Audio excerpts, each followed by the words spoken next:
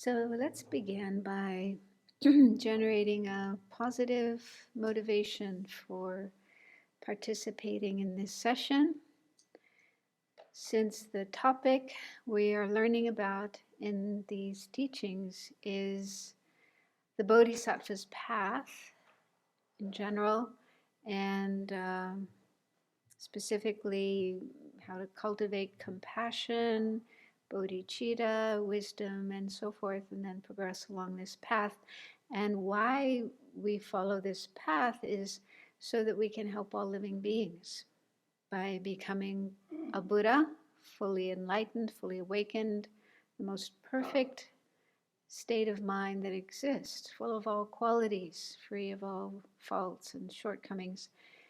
And so the whole purpose of reaching enlightenment is to benefit sentient beings, to help them be free of suffering, help them achieve happiness, especially the highest happiness of enlightenment. So to whatever degree you're able to think that way, to have the wish that you want to benefit sentient beings and achieve the highest state of enlightenment, to help sentient beings in the best possible way. So bring that into your mind as your reason, your motivation for being here, participating in this session. So as we were going through the text this morning, I was thinking that if any of the listeners are unfamiliar with some of the more basic philosophical topics, they might be rather confused by some of the terminology and some of the concepts used. In the monasteries, like the Gelugpa monasteries, the monks and nuns usually spend about 12 years studying more basic material before they study this text. And so they study very extensive teaching on the path to enlightenment and the ornament of clear realization. They study Lorig, all about minds and mental factors. There's also one subject called Salam, which means grounds and paths. And there they learn all about the different paths, like path of accumulation and so on, and the different vehicles. So if you haven't studied that material before, you could be a little bit lost in this text.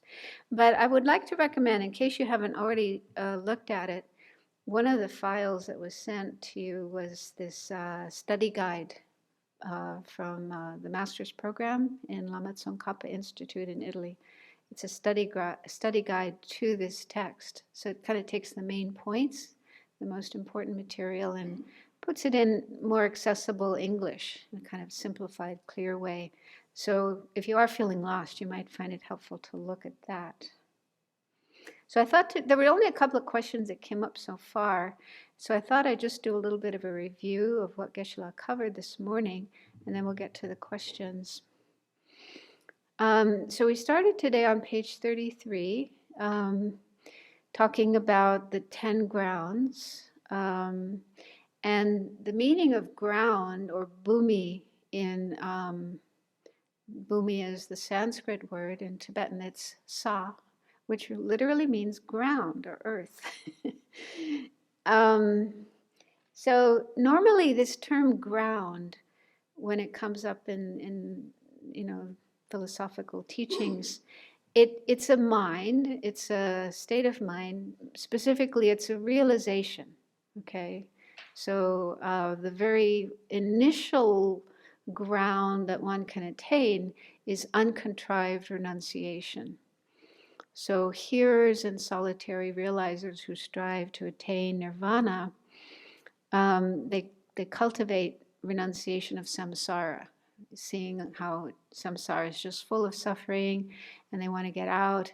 And at some point they have this natural, spontaneous, uncontrived realization of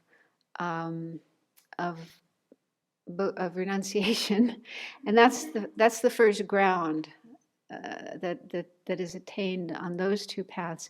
And then for the bodhisattvas, in addition to renunciation, we also cultivate bodhicitta, uncontrived bodhicitta. So when uncontrived bodhicitta is attained, that realization has arisen in one's mind. That's the first ground attained by a bodhisattva, someone following the bodhisattva's path. So in general, I'm just saying in general, ground means a realization. It's a kind of wisdom. But here in this text, the term ground, Chandrakirti is using it to refer only to ultimate mind generation. And the term mind generation, if you're not familiar with that, it's bodhicitta. It's another term for bodhicitta. So ultimate bodhicitta. And ultimate bodhicitta is the wisdom directly realizing emptiness. But you can't just leave it at that. You have to say either in the continuum of a bodhisattva, you have to, because hearers and solitary realizers also have the wisdom directly realizing emptiness, but that wouldn't be called ultimate bodhicitta, because ultimate bodhicitta is only in the mind of a bodhisattva. It's informed by or conjoined by great compassion, also bodhicitta. Okay, so I have a definition here from a text. The definition of an ultimate ground is an Arya, or a superior bodhisattva's uncontaminated mind in single-pointed meditative equipoise on emptiness, conjoined with great compassion. Okay, so it's a wisdom directly realizing emptiness and conjoined with great compassion, but also we could say conjoined with bodhicitta. So that's the meaning of an ultimate ground in this context. Huh? Oh, yeah, could we wait? Yeah, so here in this text, talking about the 10 grounds, it's specifically that ultimate bodhicitta, or we could say the Arya Bodhisattva's direct realization of emptiness. And but as a question came up this morning, but is that the only ground there is? Is it only that uncontaminated wisdom, the wisdom realizing emptiness? No, it's not, as Geshe said. And in fact, on page 35 of the text, there's a paragraph that says, since the non-conceptual wisdoms of the individual grounds vary greatly in terms of inferior and superior abilities, such as the number of qualities that are present, individual grounds are posited. The grounds should not be understood as just meditative equipoise, because the features subsequent to meditative equipoise that exist on each ground are included in that particular ground. Okay, so ground, like the first ground, includes this the bodhisattva's wisdom of, wisdom directly realizing emptiness, but it also includes the other experiences they have on that ground, other, like he said, like compassion, their great compassion, their bodhicitta, and so on. So what happens is when a bodhisattva will attain the first ground, and then they go in and out of meditation. They might spend a long time on the first ground, in fact, many eons, many lifetimes just on that first ground. And while they're on that ground, they sometimes are in meditation, meditating on emptiness, but at other times they come out, and the time when they're not meditating is called subsequent attainment. That's the term for that in-between period between meditation sessions. And during that time, they're practicing the perfections like giving and ethics and patience, helping sentient beings, accumulating merit, and so on and so forth. So doing lots of good deeds to accumulate their merit. So all of those positive qualities are included in the ground, not just meditative equipoise. And actually, one of the questions that came is related to this point, because the next line in the text says, the mode of division into individual grounds should be understood as explained. It is impossible to divide these ultimate grounds by making a differentiation in terms of their object of observation or aspect. So, and Geshe Yeshi Lhundup said at that point, so we talk about 10 grounds. Okay, this is the Bodhisattva's path. From the path of seeing up to enlightenment is divided into 10 grounds. And he said, so how do we divide the 10 grounds? How do we differentiate them? So they're not differentiated from the viewpoint of having different objects of observation or different aspects, because they are all the same in directly realizing emptiness. So the ultimate grounds, again talking about ultimate grounds, these are all meditative equipoises directly realizing emptiness. So the object is the same as emptiness, emptiness of inherent existence. And they are directly cognizing, directly realizing emptiness in a non-dualistic way. So that's not how one ground is differentiated from another. So the question is, thus I take it that how the grounds are differentiated is by way of the conventional qualities that arise from the differences in strength of the ultimate bodhicitta that is being developed. So yes, the way of differentiating the grounds is not by the wisdom itself and what that wisdom cognizes or realizes, but by the features. The text mentioned 4 features, pages 32 and 33, which we're going to go through. As we go through each ground, we look at these 4 features. They're different for each ground.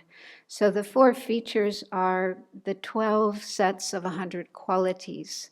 So there are these 100, no, there's actually 12, I don't know why they say it that way. To me, it makes more sense to say 12 qualities.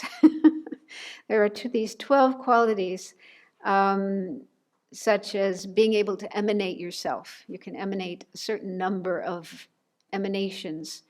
And on the first ground, it's 100. You can emanate yourself 100 times. On the second ground, 1,000, and so on. So on each ground, the number of emanations you can send out and go around and help sentient beings will increase. Okay, so that's one of these qualities that increases as you go from one ground to the next. So that's the first feature. The second feature is attaining greater and greater majesty of power. Your power abilities will become greater. And the third one is a surpassing perfection. So each of the 10 grounds is related to one of the 10 perfections. Normally we only hear about 6 perfections. So there's 4 extra perfections they're said to be aspects of the 6th perfection, the perfection of wisdom. Let's see, it's Top Top Yeshi and yeah. So it's power, skillful means, I can't remember the exact order, transcendental wisdom and prayer. So those are the 4 extra perfections. So on each ground, you attain a kind of surpassing ability to practice one of the perfections. So on the first ground, you gain a surpassing ability to practice the first perfection of giving. Your ability to give becomes really amazing, better than before. And then with the second ground, it's ethics. Your ethics becomes particularly fantastic, better than before. So that's the third feature. And the fourth feature is higher and higher increase of births of fruition. So a bodhisattva gains the ability to take birth in these different realms. I can't remember how they go, but they seem to be like God realms. Different levels of the God realms. Of course, the bodhisattva will only take birth in those realms not to just enjoy themselves, but to benefit. Because when you're in these higher realms, you can benefit more and more sentient beings.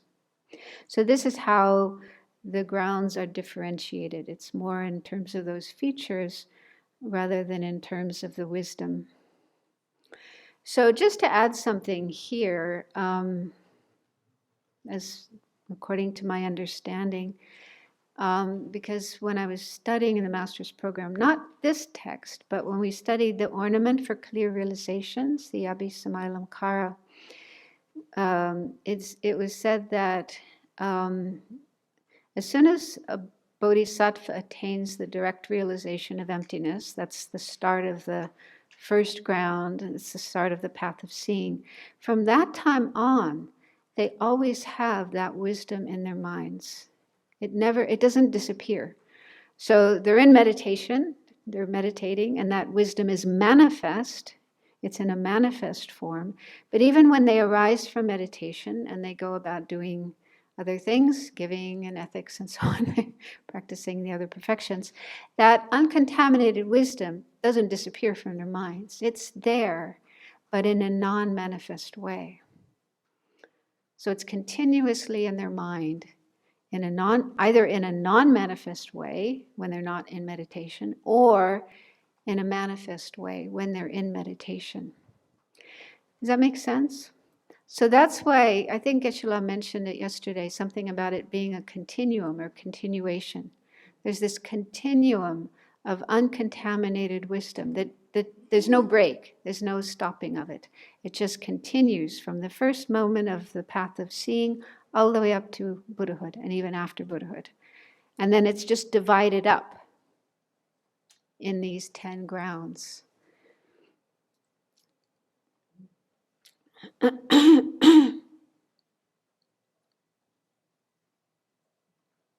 Also, we might think, well, okay, so they have this first direct realization of emptiness, and that's just the start of the first bhumi, but then they have, all 10 bhumis to go up to Buddhahood. So do you think their realization of emptiness gets better? Do they realize emptiness better?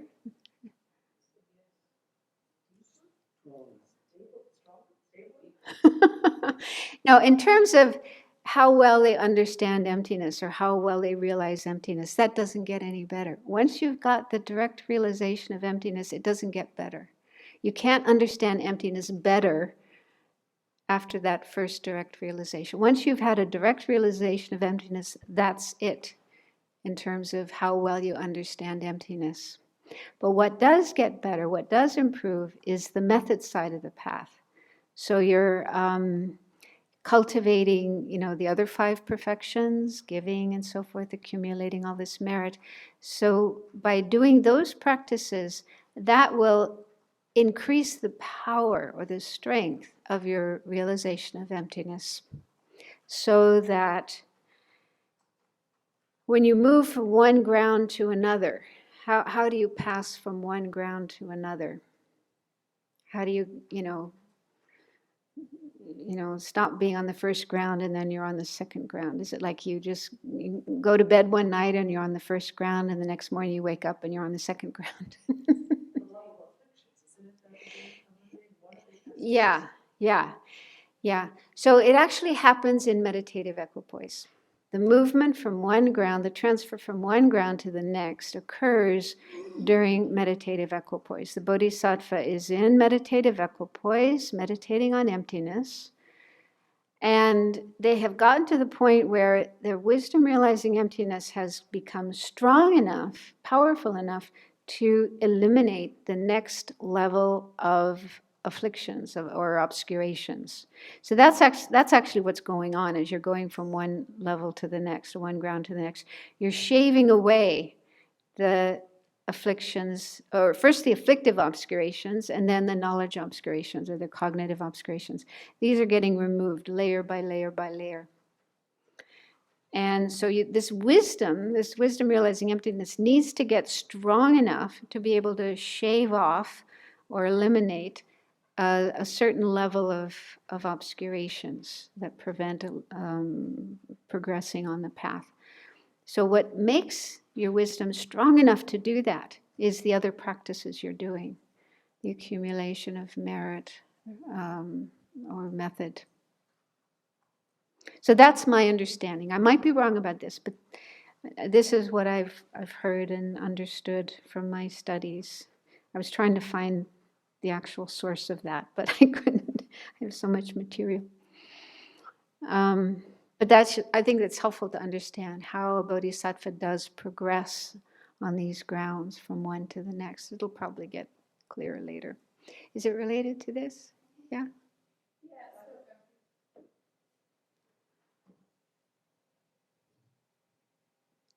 So what I have heard is that, of course, you need both the accumulation of wisdom and the accumulation of method. And so the accumulation of the practice of method then enhances the accumulation of merit, which in turn is what's needed to kind of bump up the realization, strengthen the realization of emptiness, is with that merit that's being accumulated by the bodhisattva on that path. Yeah, that's my understanding. So it's not that your wisdom realizing emptiness gets stronger, but it doesn't get better in the sense that you understand emptiness better. Yeah, does that make sense? Like you can't. So I think the understanding of emptiness of a first ground bodhisattva and the understanding of emptiness of a Buddha are actually the same. Yeah, yeah. But the strength of that wisdom, the ability of that wisdom to cut through obscurations improves or increases along the way. So, Venerable also, does your question relate to this before I move on? Okay. And then Geshe Yeshi spent some time talking about this term uncontaminated or unpolluted.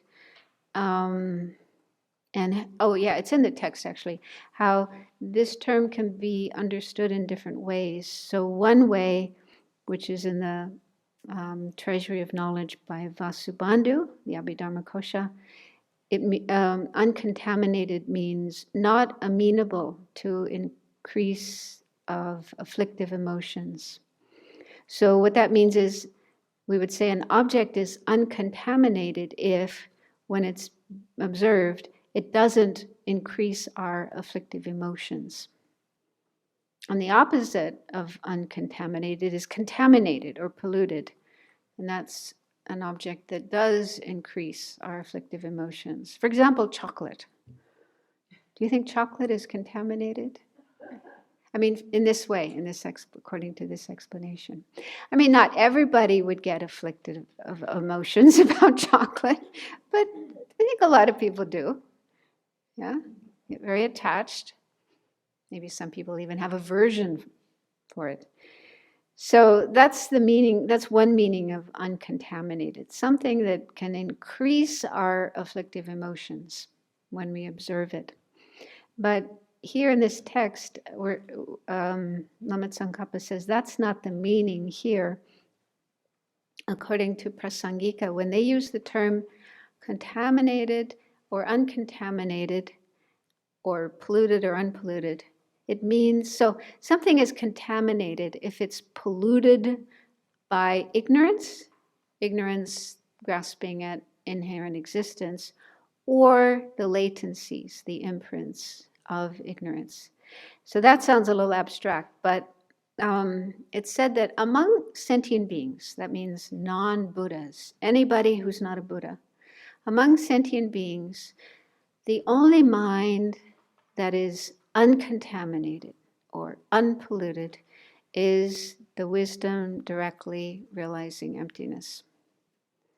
That's the only mind that's uncontaminated, because that's the only mind that isn't affected by ignorance or the latencies of ignorance, the imprints of ignorance.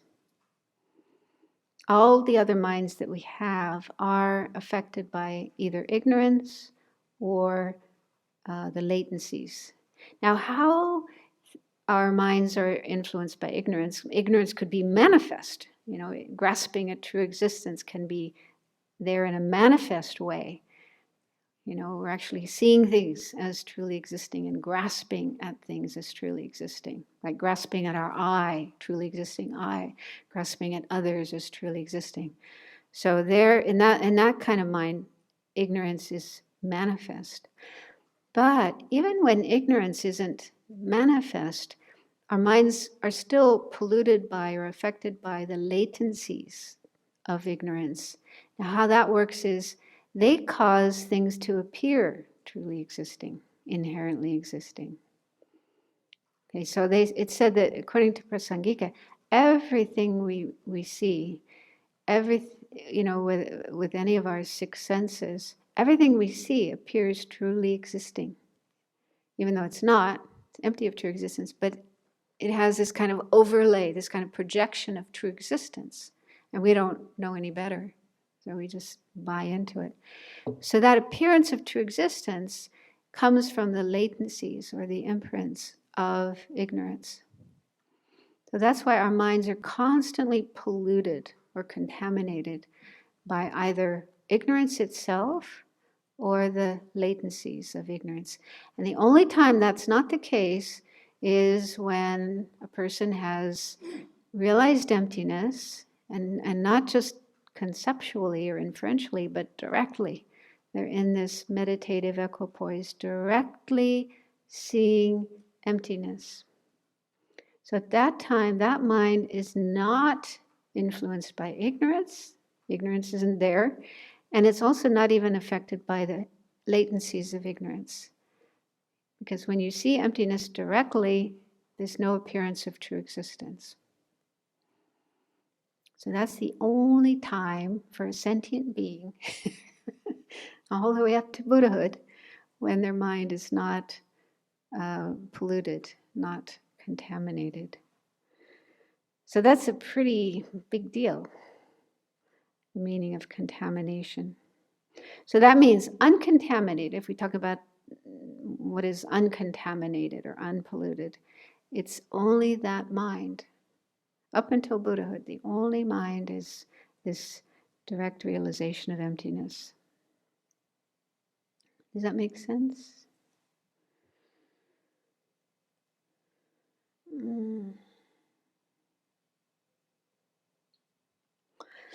And then there was this kind of complicated discussion on page 35,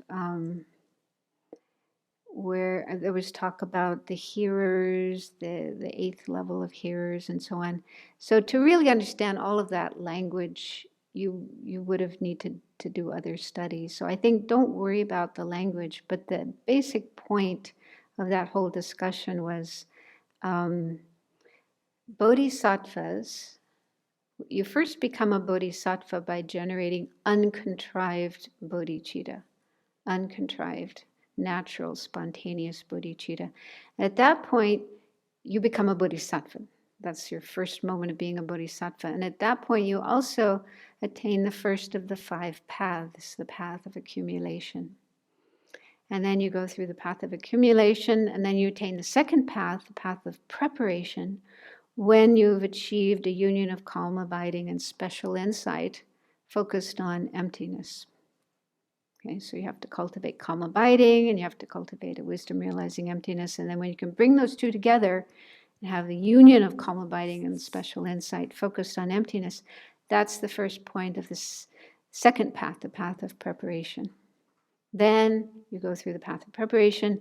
Then at the end of the path of preparation, you're meditating on emptiness. You still have an inferential or conceptual realization of emptiness, but then your mind breaks through that and achieves the direct, non-conceptual realization of emptiness. That is the beginning of the path of seeing, and it's also the beginning of the first bodhisattva ground. And from that time on, you're called a Arya Bodhisattva or a Bodhisattva superior. So on those first 2 grounds, first 2 paths, path of accumulation, path of preparation, a bodhisattva is not yet an Arya bodhisattva, a superior bodhisattva. They're just a bodhisattva. They're sometimes the term ordinary bodhisattva, or I think Geshe-la was using the term common bodhisattva. So that just means they're a bodhisattva, but not yet an Arya bodhisattva. Arya bodhisattva means someone who has directly realized emptiness. So I think that whole discussion is just about the dividing line between being a ordinary bodhisattva and being an Arya bodhisattva. At what point that changes. Then the text went on to start talking about the features of the first ground. First ground is called the very joyful. Also in that study guide, towards the beginning, there's a list of all the bodhisattva grounds, and there are different names if you're interested in it. Each one has a name. So maybe I'll just start looking at the questions. Maybe some more questions will come up as we go along. Okay, so the questions that came up from this morning, the first one is, if great compassion, going back to great compassion, if great compassion, observing the unapprehendable, still has pollution of ignorance, how would it see sentient beings as non-inherent existence? So remember, Geshe talked about that yesterday. He said, for this great compassion, so this is, again, the great compassion in the mind of someone who has realized emptiness. And so when this great compassion is observing sentient beings appear empty of inherent existence, but they also appear inherently existing. Remember he said that yesterday? I've never heard that before. That was a new one for me. I'm still trying to figure that one out. So I think that's what this question is about. Like, if they still have pollution of ignorance, how can they see sentient beings as empty of inherent existence? Well, what Geshe said this morning, this is what I wrote down, and I think this is an answer to that. He said there's a difference between saying polluted and conjoined. Polluted, we talk about a mind being polluted by ignorance or polluted by the imprints of ignorance. And then we also have this term conjoined, where you have two minds. One is affecting, influencing the other. So he said those two things are similar, but they are different. The word conjoined means influenced, where one mind affects the other. So like this great compassion, it's compassion looking at sentient beings, wishing them to be free of suffering, but it's conjoined with the wisdom that realizes emptiness. And so that wisdom realizing emptiness affects the compassion, such that when looking at sentient beings, you don't see them as, well, they'll still appear truly existing, but they're not truly existing. I haven't figured that out. It's very hard. They appear truly existing. They also appear not truly existing. But I think because of the power of that wisdom must be very, very powerful. So even though they'll appear truly existing, because that's the case, up until enlightenment, up until we're Buddhas, every time we see conventionalities, they will always appear truly existing. Even 10th ground bodhisattvas, even when you're just before becoming a Buddha, you're in the last ground just before becoming a Buddha, still there's this appearance of things as truly existing or inherently existing. But by that time, you're absolutely sure it's just an illusion. It's not true. You're not believing in it anymore. Yeah, so up until Buddhahood, things will still appear truly existing. So sentient beings appear truly existing, but because of the power of your wisdom, that will influence your mind so that they also appear empty of true existence. But don't ask me how that works. I'm light years away from that. So then Geshe said, for example, this third compassion, this is the compassion of the unapprehendable. So this compassion in the mind of an ordinary bodhisattva, not a superior bodhisattva, is polluted by ignorance and the latencies of ignorance, but is not conjoined with ignorance. So that compassion is not conjoined with ignorance because it's directly conjoined with the wisdom realizing emptiness. Okay, so you have this compassion, and simultaneous with that is this wisdom.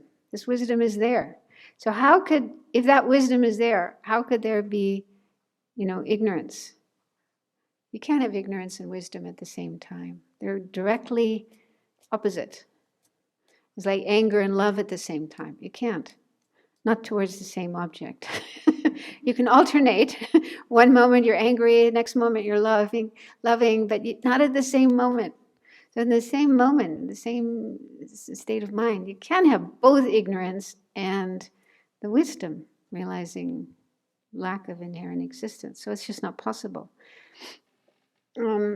So it's polluted. The pollution is still there. There's still some pollution of ignorance, but it's not conjoined. Ignorance itself is not present. It's not conjoined with ignorance. And then he said something else, and I spaced out. I missed it. I have a blank here. But the next thing I have is, that means that bodhisattva is qualifying sentient beings by emptiness of inherent existence. In other words, I think when sentient beings appear, they appear qualified by the emptiness of inherent existence. And then due to that, emptiness of inherent existence of sentient beings appears to that great compassion. So the mind is heavily affected by the wisdom, so sentient beings appear empty of inherent existence. So that is how wisdom affects this third kind of great compassion.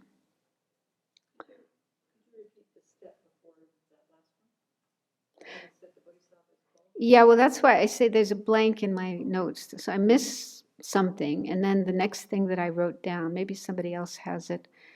The next thing I have wrote down, that means the bodhisattva is qualifying sentient beings by the emptiness of inherent existence. Does anyone have something else in there that I may have missed?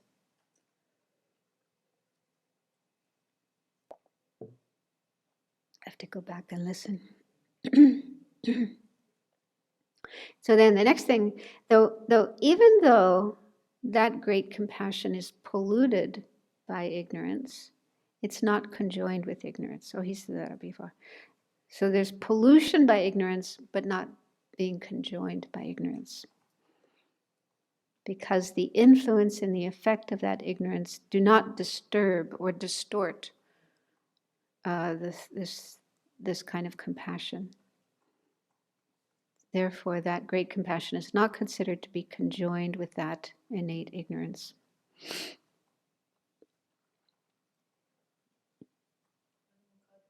Mm-hmm.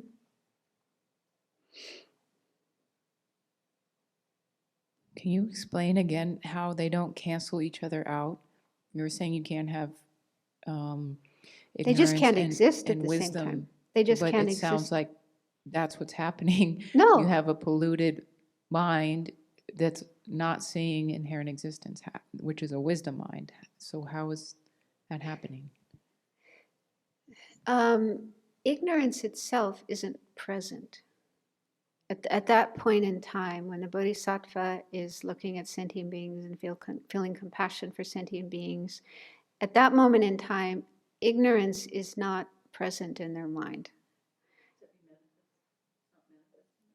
Not manifest. I'm not even sure if it's non-manifest. Maybe it is, but it's certainly not manifest, because what is manifest at that moment is wisdom, understanding, emptiness of inherent existence. So my understanding is, as long as wisdom is there in the mind, manifest, it's impossible to have ignorance at the same time. Those two are contradictory. You can't have two contradictory states of mind at the same time. But the consciousness is still polluted. It's by still ignorance. affected. Yeah.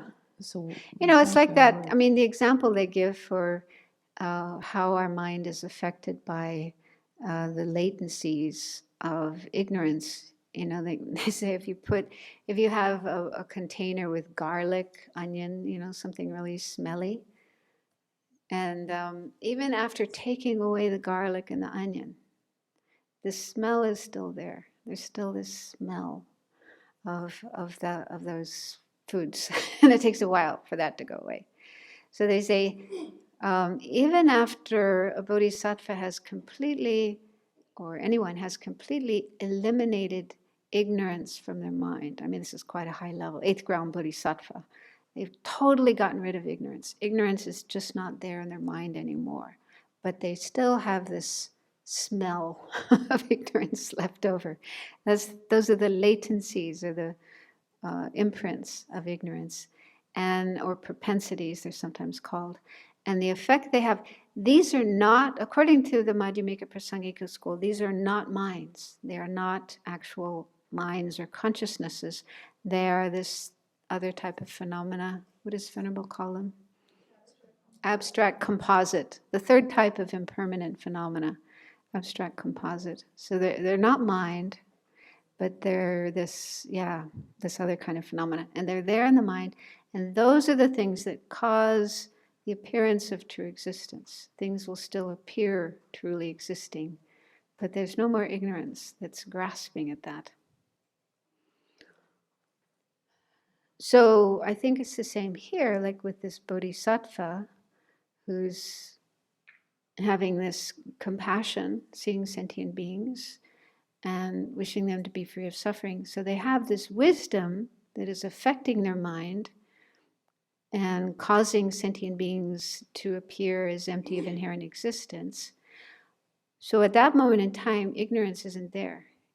Ignorance isn't present in their mind. It's not possible for that to be present. But the propensities or the tendencies of ignorance are still there, polluting the mind, causing the appearance of sentient beings as truly existing. So the smell of ignorance is there, even though ignorance isn't there. It sounds like both. I guess it's Like hard. both I mean, is it's hard going for on. us to understand. It's kind of very abstract, but this is how it's explained in the teachings. Huh? If you're talking about this third type of, Yeah, the the object third- is sentient beings. sentient beings. And so the compassion that's observing sentient beings at that time is influenced by the wisdom realizing emptiness. But that, of course, can't be the manifest mind because that It would only is. be seeing emptiness. No, it is manifest. Well, this is the debate. I mean, we were talking about this yesterday. It's said to be explicitly conjoined or directly conjoined. The compassion and the wisdom are directly conjoined. Now, what that means in the Praise of Great Compassion book, some scholars say it means both are manifest. Both, they're simultaneous and both are manifest. This is actually Je Tsongkhapa Gelson, the textbook writer of Sarajay Monastery. That's his position. But other scholars say, I mean, this is according to the book, both are there, but one is manifest and one is subliminal. So the compassion, I think the compassion would be manifest and the wisdom would be non-manifest or subliminal. But it's still there simultaneously. Both are there simultaneously. So that seems to be the meaning of conjoined. Conjoined just means they're both there at the same time, but one could be manifest, one could be non-manifest. But explicitly conjoined or directly conjoined means both are manifest at the same time. So, right, so it's possible, this I don't get, because we reconfirmed that every appearance to a mind except for a mind in meditative equipoise on emptiness is colored by the appearance of true existence. Yeah. So if the object is sentient beings, then how is it possible? If the object is not emptiness, if the object is a sentient being, then how is it possible that the wisdom realizing emptiness is directly appearing at the same time? Do you understand? Is directly apprehending emptiness at the same time? No. Well, we're mainly talking about a compassion, okay? Compassion. That's the main thing. It's compassion, focusing on sentient beings, wishing them to be free of suffering. And this wisdom mind, I mean, to me, it sounds like that's not the main mind at that point in time. It's there, it's influencing the compassion, okay? But the main mind at that point in time, I mean, main in the sense of that's the one that's most prominent or dominant, that is looking at sentient beings. But the influence of this wisdom is such that sentient beings are seen as empty of inherent existence, non-inherently existing. So you see sentient beings, but you know they're not as real as they appear to be. You know, they're kind of illusory, merely labeled by the mind, da da da da da. So that wisdom is affecting, influencing the mind of compassion. But it is said that the compassion itself doesn't realize emptiness. It doesn't realize sentient beings as empty of inherent existence. I don't know, that's maybe a subtle point, a subtle difference, but yeah. The pollution is coming from imprints of ignorance that are there in the mind. Yeah. I mean, I haven't had enough time to really sit down and think about this and try to figure it out. It's very, very abstract, especially when, you know, one is so far away from this kind of realization anyway. Did you have your hand up? This when they talk about the mother with the great grief being impacted, isn't that the analogy that they give for this? So for me, it seems like we have the experience of this in a number of ways in our daily life, or things that are not as profound as emptiness, but like when we have a bad mood, we can know sometimes that things are a certain way, but we're still colored by that. Or like when you say, if you were working on your attachment to that ice cream, the ice cream could still, I think, look very pleasing to you, but you'd know that it wouldn't be good for you. This is why I go back to the thing where he talked about the object of observation and the referent object, because to me it seems like the way I understood that is you're seeing one thing, but you're knowing another in a sense, because the referent object is the conceived object, what we use the term conceived object. Yeah, we didn't really get that clear what Well, Tibetan term what he meant, was using. at least in Jeffrey Hopkins' dictionary, they used it's Zinul, which is either, he has all three terms: determined object, referent object, and conceived object. And he doesn't have anything else for referent object in that dictionary, but then who knows? We didn't get the Tibetan out of that. That's what we'd probably need. But I don't know, I guess to me, it kind of doesn't seem so foreign to think about the woman in grief, then going through her day, and you're cooking, but your mind is still colored by the grief. So what you're attending to is what you're cooking, but you're still colored by it. I don't know, that helps me a lot. It was along the lines of what Venerable Chuni was talking about, because we're told that the wisdom directly seeing emptiness is basically never manifest outside of meditative equipoise. And so I was wondering, before someone has a direct realization, they have an inference of it. So when they have a direct realization, and then they come out of meditative equipoise, and that is not manifest, are they still holding a strong inference of that? I mean, are they still then operating on a conceptual concept of that while they're not in meditative equipoise? Or is it just a non-manifest wisdom? I don't think, I never saw it mentioned as direct realization of emptiness. I don't think it's a direct realization of emptiness that is manifest at the same time as compassion. I think it's not said to be a direct realization, so it's probably just the conceptual. Yeah, I don't think it's possible. You know, only in meditative equipoise can you have the direct realization of emptiness. So when you're out of meditative equipoise and looking at sentient beings with compassion, I think it would have to be this inferential or conceptual realization of emptiness.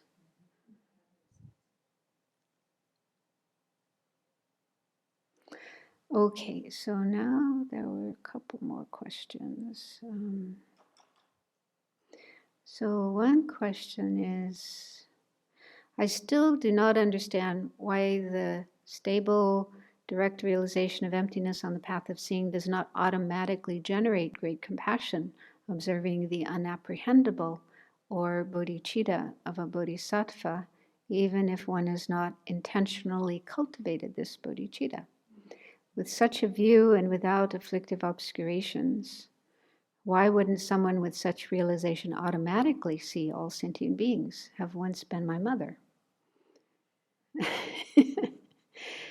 Well, if this was the case, if it was the case that all that you needed was the direct realization of emptiness to suddenly have great compassion and bodhicitta and seeing all sentient beings as your mother, then that would happen with hearers and solitary realizers. They attain the direct realization of emptiness, but they don't have these experiences of great compassion and bodhicitta. They don't just arise automatically and naturally. They have to be cultivated. And that's why we're told again and again and again and again that we need to cultivate both aspects of the path, the two wings of a bird, method and wisdom. If you only cultivate one wing, the wing of wisdom, you can do pretty well. You can get all the way to nirvana with that one wing, but not Buddhahood. I mean, hearers and solitary realizers do cultivate compassion and love and so on, but not the great compassion of the bodhisattvas, not the bodhicitta of bodhisattvas. So those need to be cultivated. So I think we just have to take the word of these great masters of the past, that's the case. I mean, if you want to try it, you want to try without method side of the path, go ahead, but just see what happens. Yeah. So these qualities will just not arise automatically by themselves without having cultivated them beforehand. Sorry? Wisdom has particular concordant causes for it, and compassion has its own concordant causes for it, and they're mutually They're exclusive. not the same, yeah. Okay, then, last question is about non-dual wisdom. Is the non-dual wisdom the wisdom in the meditative equipoise on emptiness? So this term, non-dual or non-duality, is somewhat tricky because it can have different meanings in different contexts and also different schools of Buddhism. For example, Chittamatra, mind-only school, they use the term non-dual or non-duality. But what they mean by that is different than what the Madhyamikas mean by non-dual. And there's also a non-Buddhist school called Advaita. I don't know how you say it, Advaita, which actually means non-dual in Sanskrit. So they have a system where they talk about non-duality, but again, it's completely different from Buddhism. So if you ever come across this term non-dual or non-duality, you have to look at the context and understand which meaning of non-duality is meant here. So just like, today, what we were talking about today, the wisdom that directly realizes emptiness. So that wisdom is said to be non-dual.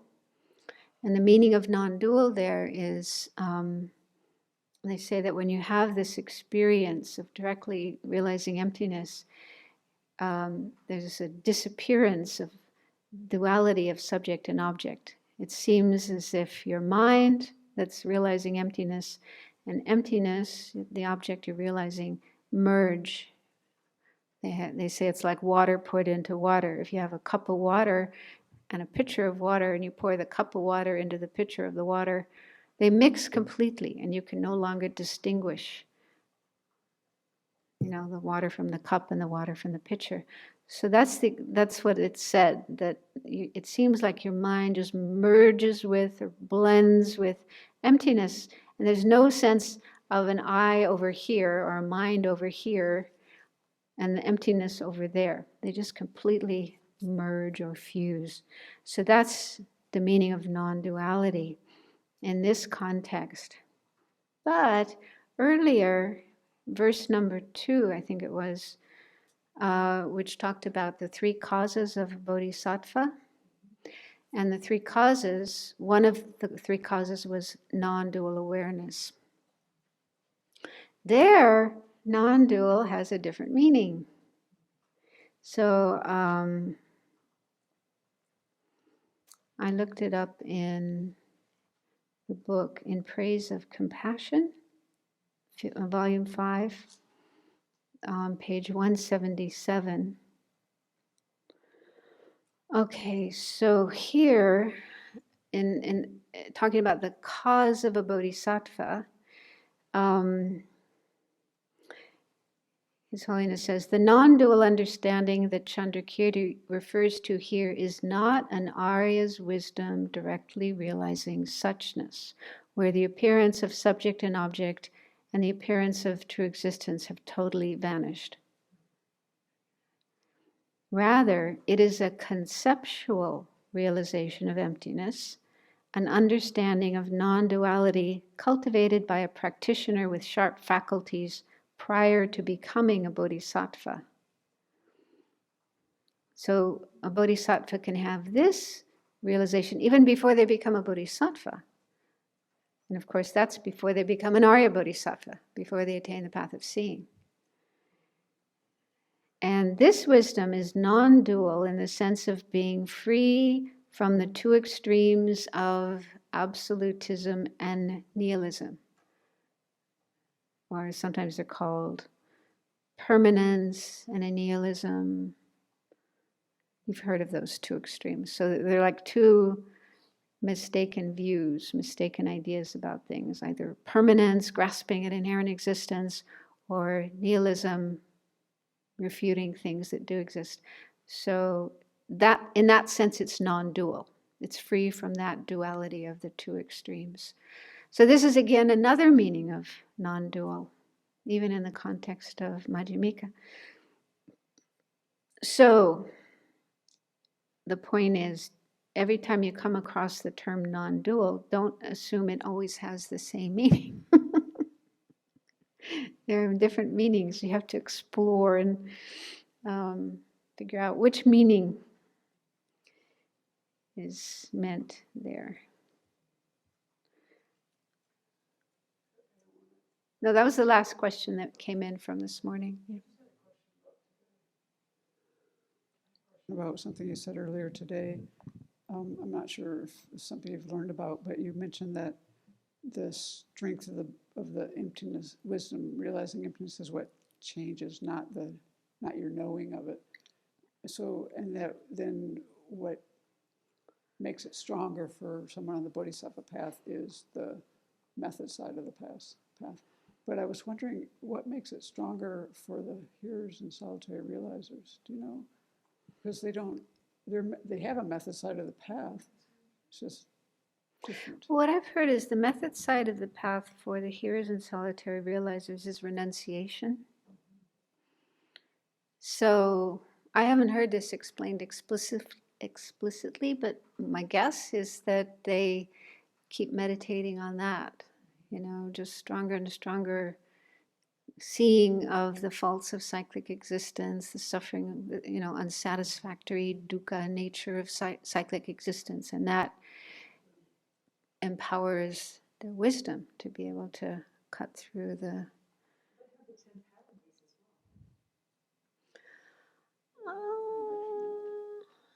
Yeah, I don't know if. Yeah. I don't know if that's explained in all aspects of the Theravada tradition. Yeah, I'm not sure. I mean, of course, yeah, they also, because they're, practicing ethics, keeping very, very good ethics, and maybe giving to a certain extent, giving dharma.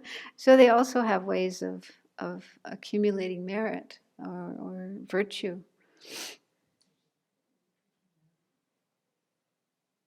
Reciting sutras, studying, worshiping Buddhas, and so on. So those additional practices perhaps are the method side.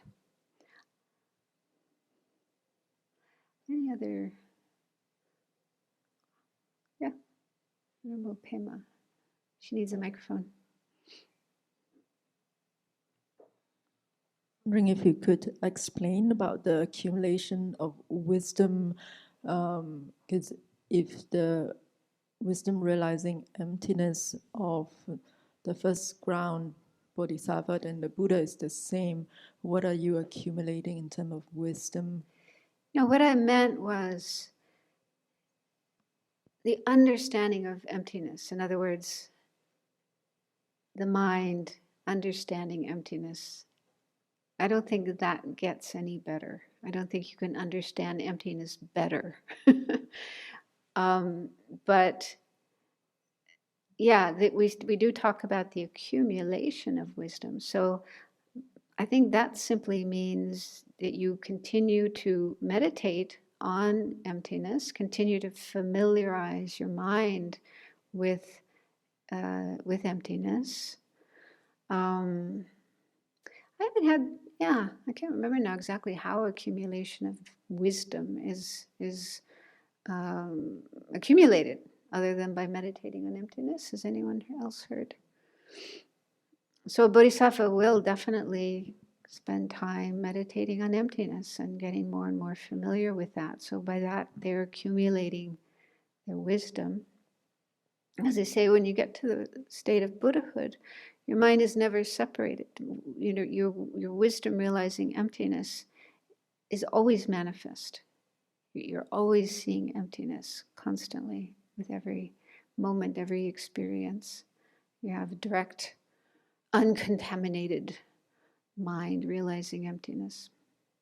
And simultaneously, every moment you're seeing all conventional phenomena as well. So is it like when they talk about the stained cloth where you have to keep washing it, and then that you are using detergent to wash it repeatedly, and the detergent, you're not using stronger and stronger detergent, you're using the same detergent, but you're repeatedly washing it so it gets cleaner. That's a good analogy. Yeah. You're just continuously familiarizing your mind with emptiness and building up this. I mean, this is my understanding, okay? I could be wrong about this, but from what I've studied, this is how I understand it. But they do use that analogy of washing the stains out of clothes. And so first you get out the really gross stains, and then, washing again, you get out subtler stains, and you get subtler and subtler, and finally the most subtle stains are washed out as well. And then the mind is completely free of all the stains, all the obscurations, and that's Buddhahood. It's kind of interesting. I mean, that's the process of attaining Buddhahood, is just washing out all the stains. Huh? Just, I know, but yeah, and of course to do that, we have to generate compassion and bodhicitta and the realization of emptiness. But those are the antidotes. Those are the things that, wash out the stains. But and then once all the stains are gone, our mind is in this state of perfection, seeing all phenomena simultaneously, just as they are, clearly. Okay, so we'll stop there. We've gone a little bit over time, but I hope this hasn't been too confusing and has been helpful.